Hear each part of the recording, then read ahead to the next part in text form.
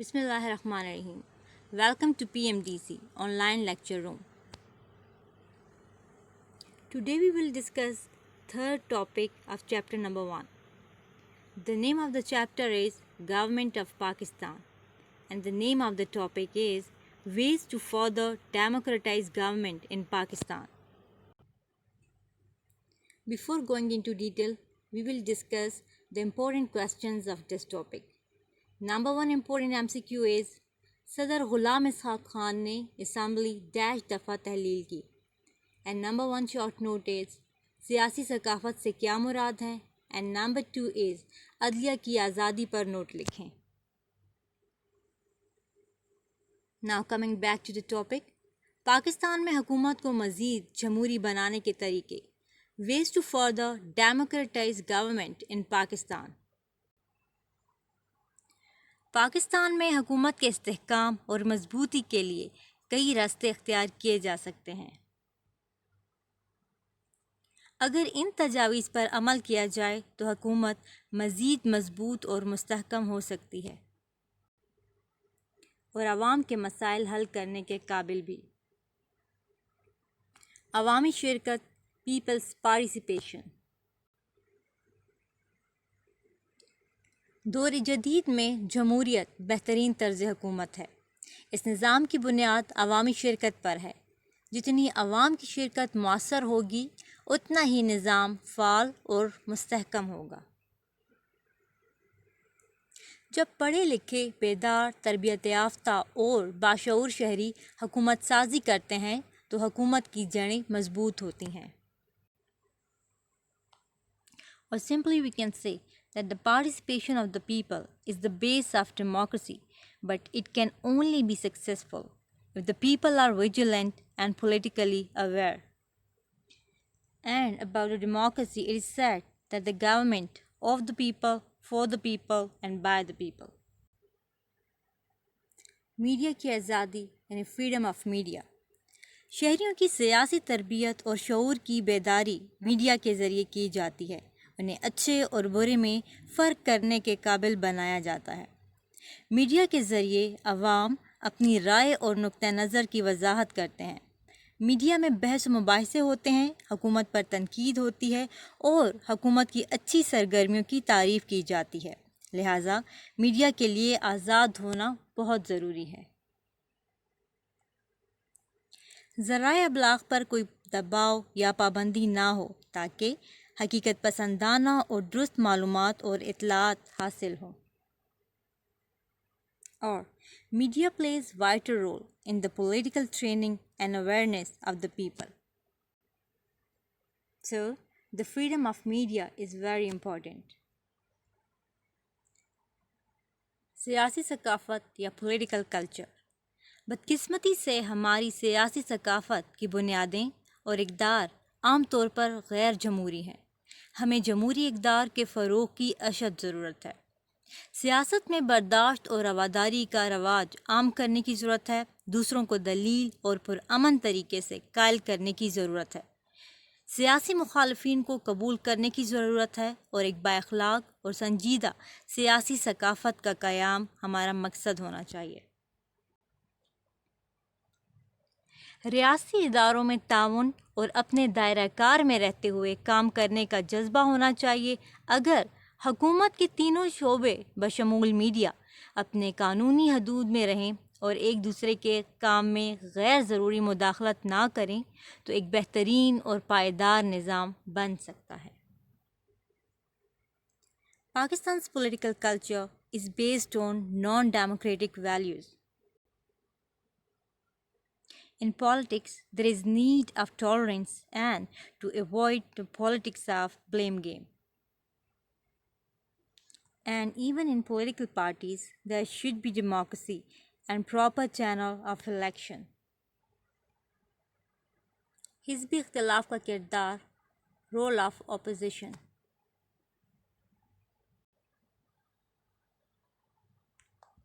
ایک بہترین سیاسی نظام اور حکومت وہ ہوتی ہیں جہاں حزب اختلاف کو باوقار مقام حاصل ہو. ان کو ڈرانا، دھمکانا، قید و بند میں ڈالنا، اذیتیں پہنچانا اور کچلنا نہیں چاہیے. کامیابی کے لیے مثبت تنقید ضروری ہے۔ حکومت حزب اختلاف کے بغیر آمر بن سکتی ہے اور ارکان حکومت اپنے اختیارات کا غلط استعمال کر سکتے ہیں۔ Without opposition, democracy is useless. It cannot be effective. It becomes a dictatorship. So, the opposition should have to play a constructive role. عدلیہ کی آزادی، انڈیپینڈنس آف جوڈیشری۔ حکومت کی ذمہ داری شہریوں کو بلا امتیاز انصاف کی فراہمی کو یقینی بنانا ہے، اور انصاف تب فراہم ہو سکتا ہے جب عدلیہ کسی بھی قسم کے دباؤ سے آزاد ہو۔ ایسا تب ممکن ہے کہ جب عدلیہ کے جج صاحبان کو دستوری تحفظ حاصل ہو،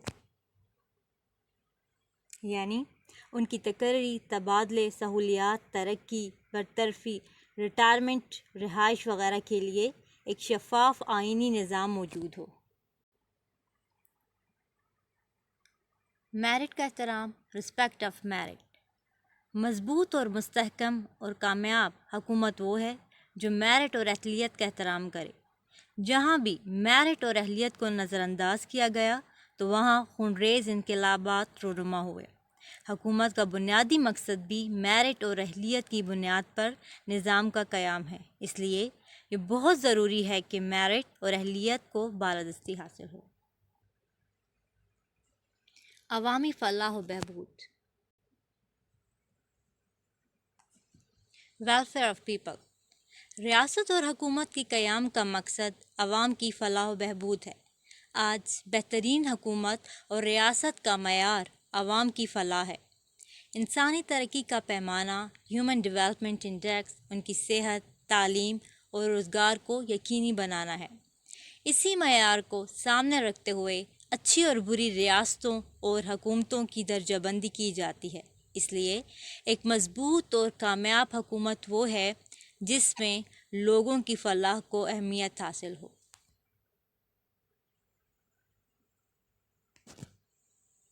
حکومت کو انسانی فلاح کی طرف خصوصی توجہ دینے کی ضرورت ہے۔ انسانی حقوق کی فراہمی، پروویژن آف ہیومن رائٹس۔ بہترین حکومت کی نشانی یہ ہے کہ انسانی حقوق کی فراہمی کو یقینی بنائے اور دستور میں دیے گئے حقوق کو عملی شکل دے۔ انسانی آزادیوں کا احترام کیا جائے۔ اچھی حکومت وہ ہے جو عوام کی مساوی حیثیت کو یقینی بنائے۔ سابقہ سوویت یونین کی ناکامی کی اہم وجوہات میں سے ایک وجہ یہ بھی تھی کہ اگرچہ اس کے دستور میں انسانی حقوق کی طویل فہرست تو موجود تھی، لیکن وہاں عملی طور پر حقوق نہ ہونے کے برابر تھے، اس لیے وہاں کی حکومت عوام کی حمایت کھو چکی تھی۔ It means that the purpose of the state is the welfare of the people. قومی اور اجتماعی مفادات کی بالادستی، dominance of national and collective interest. اچھی حکومت وہ ہے جس کے لیے اجتماعی اور قومی امور اہم ہوں۔ قومی اور اجتماعی مفادات پر کوئی سودہ بازی نہ کرنے والی حکومتیں مقبول ہوتی ہیں۔ جو حکومتیں قومی مفادات کا احترام کرتی ہیں وہ عوام دوست حکومتیں ہوتی ہیں۔ سیاسی جماعتوں کا مثبت کردار، positive role of political parties. حکومت اور ریاست کی کامیابی کا انحصار سیاسی جماعتوں پر ہے۔ سیاسی جماعتیں عوام کی تربیت کرتی ہیں اور عوام و حکومت کے درمیان رابطے کا ذریعہ ہوتی ہیں۔ اگر سیاسی جماعتوں کو پھلنے پھولنے کا موقع دیا جائے اور انہیں فعال کردار ادا کرنے کے قابل بنایا جائے تو نتیجتاً بننے والی حکومت کامیاب اور مضبوط ہوگی۔ جماعتیں انتخابی منشور پر عمل کریں اور عوام سے کیے گئے وعدے پورے کریں۔ The role of political parties is very important. They are like a link or source between people and the government. So, they should have to play a constructive role for the development of the country. Now student, there is assignment for you people. The first question is عدلیہ کی آزادی پر note لکھیں and second is سیاسی ثقافت سے کیا مراد ہے. Thanks.